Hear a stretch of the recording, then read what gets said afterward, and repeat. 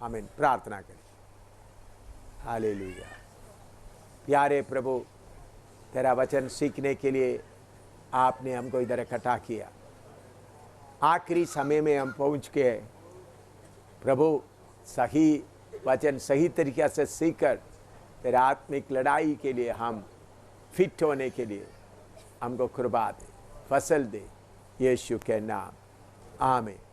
अभी हम आगे वचन सीखेंगे। प्रकाशित वाक्य 22 का 16 पढ़िएगा। प्रकाशित वाक्य 22 का 16। रेवलेशन 22:16। रेवलेशन 22:16।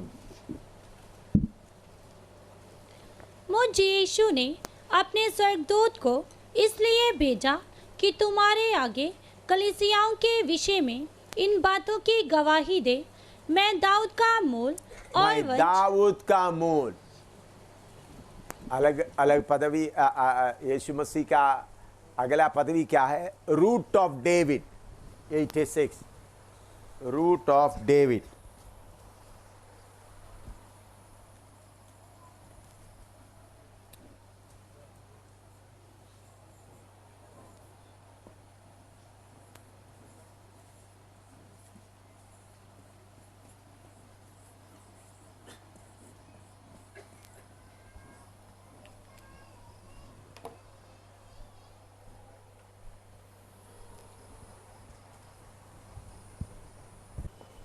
मत्ती 1 का 1 पढ़िएगा।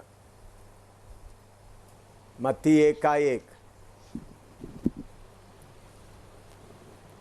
अब्राहम की संतान, दाऊद की संतान, यीशु मसीह की वंशावली। हाँ, अब्राहम की संतान, फिर दाऊद का संतान बोलकर यीशु मसीह का शरीर के तौर पर अब्राहम, यीशु कौन सा मूल में आया है? दाऊद का। लिखो।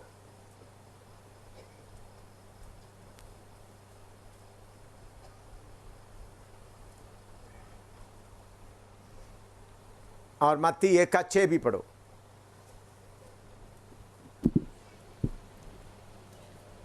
और यीशे से दाऊद राजा उत्पन्न हुआ, और दाऊद से सुलेमान उस स्त्री से उत्पन्न हुआ जो पहले उरिया की पत्नी थी। हाँ, इधर मैं सुलेमान के बारे में बता दे, जो उरिया का पत्नी।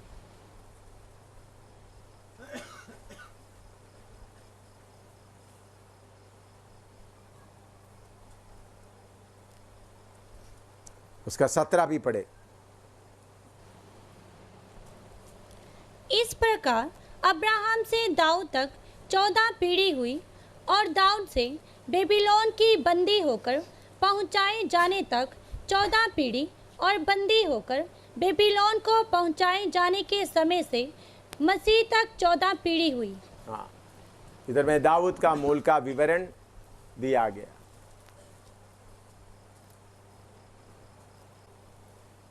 मैं सोचा एक बात बताएंगे, फिर नहीं बताएंगे, ऐसा मन में आया था, लेकिन प्रभु की आत्मा प्रेरणा देता है तो इसलिए बताना चाहता हूँ।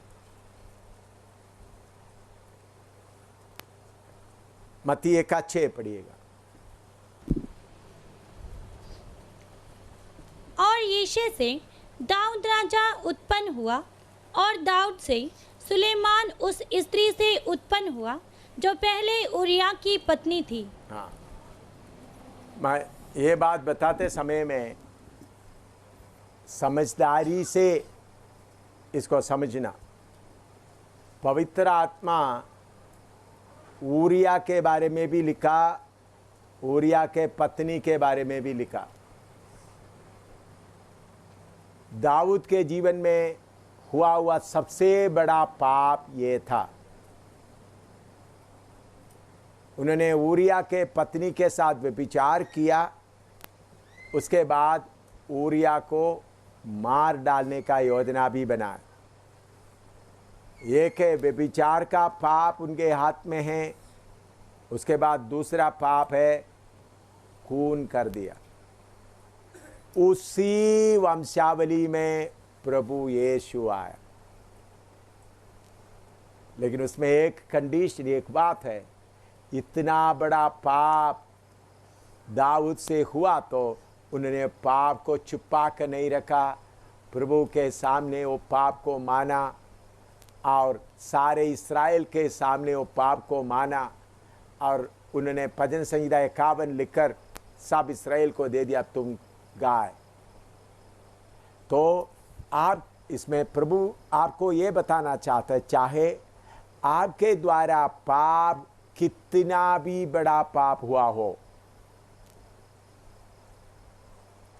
मौका ऐसा हुआ आपसे कितना भी बड़ा पाप हुआ हो, अगर आप सचमुच में दाऊद की तरह पछताएगा, दाऊद की तरह उस पाप को इकरार करेगा, उस पाप को आप मानेगा, तो प्रभु आपको शुद्ध करके ऊंचा स्थान में लेके आ सकता है। इधर में प्रभु यीशु का वंशावली बताते समय में ऊरिया का भी नाम आया, दाऊद का नाम आया, ऊरिया का नाम आया और ऊरिया का पत्नी का भी नाम आया।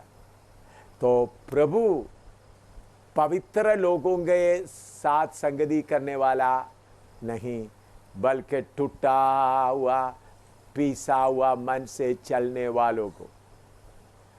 इसमें एक स्टेप मैं आगे बताना चाहता हूं, हो सकता से आपसे इतना बड़ा पाप पहले हुआ,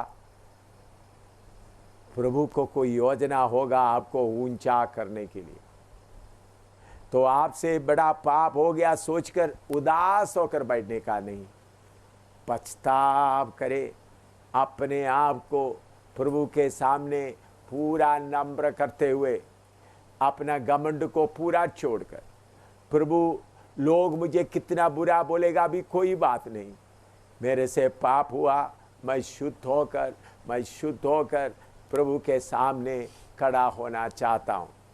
ऐसा आप करेगा तो प्रभु आपको दाऊद की तरह ऊंचा करेंगे।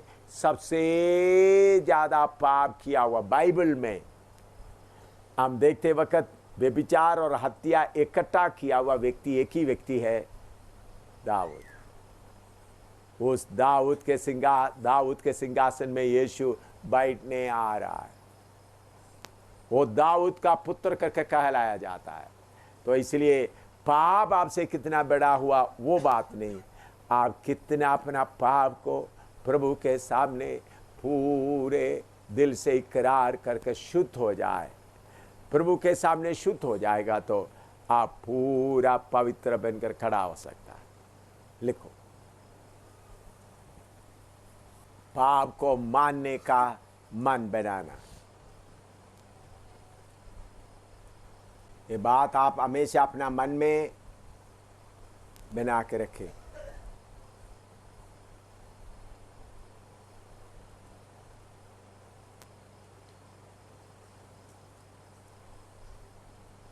आपसे कोई गलती हुआ, आपको तोड़ने के लिए प्रभु ऐसा होने दिया, आप गलती को छुपाने के लिए नहीं। हाँ जी, मेरे से गलती हुआ, मेरे से पाप हुआ, मैं पाप किया। हो सकता है ये दिन आएगा आपको प्रभु अपना हाथ में लेकर अद्भुत तरीके से इस्तेमाल करेगा।